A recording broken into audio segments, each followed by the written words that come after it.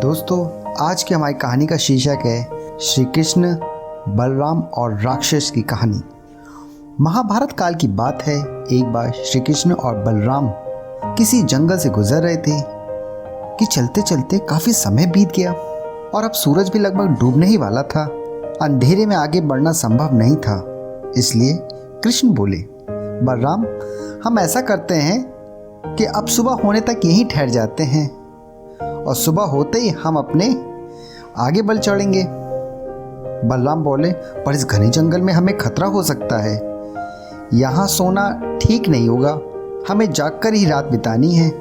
कृष्ण बोले, हम एक काम करते हैं, पहले मैं सोता हूँ और तब तक तुम पहरा दो, और फिर जैसे ही तुम्हें नींद आए मुझे जगा देना, मैं पहरा दूंगा, तुम सो जाना। कृष्ण ने सुझाव दिया। बलराम को सुझाव अच्छा लगा, वो तैयार हो गया और कुछ ही पलों में कृष्ण गहरी नींद में चले गए। तभी बलराम को एक भयानक आकृति उनकी ओर आती दिखाई दी। वो कोई राक्षस था। राक्षस उन्हें देखते ही जोर से चीखा और बलराम बुरी तरह डर गए। और इस घटना की एक विचित्र असर हुआ। डर के कारण बलराम का आकार कुछ छोटा सा हो गया और राक्षस और विशाल हो गया। इसके बाद राक्षस और एक बार फिर जोर से चीखा।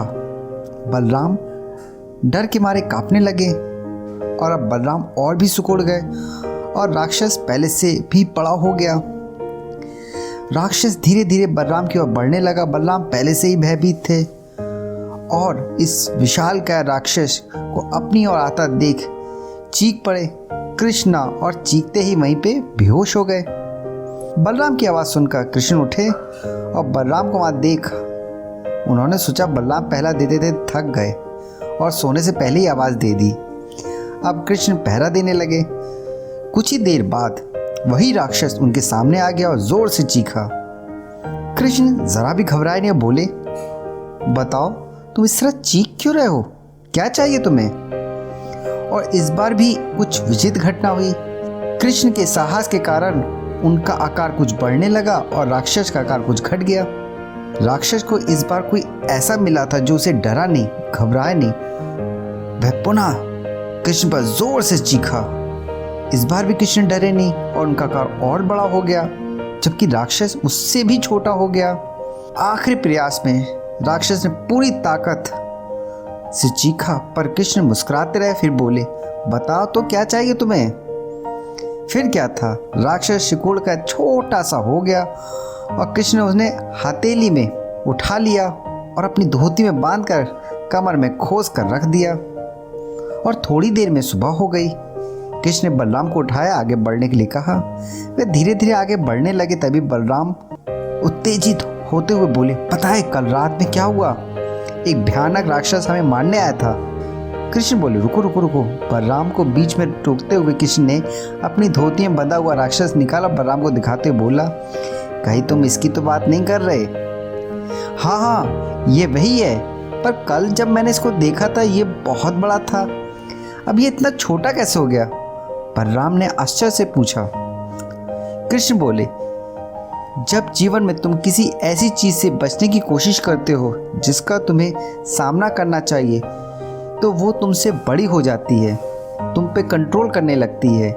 लेकिन जब तुम उस चीज़ का सामना करते हो जिसका सामना तुम्हें करना चाहिए, तो तुम उससे बड़े हो जाते हो और उसे कंट्रोल करने लगते हो। दोस्तों, ये राक्षस दरअसल हमारी लाइफ में आने वाले चैलेंजेस, लाइफ की प्रॉब्लम्स है।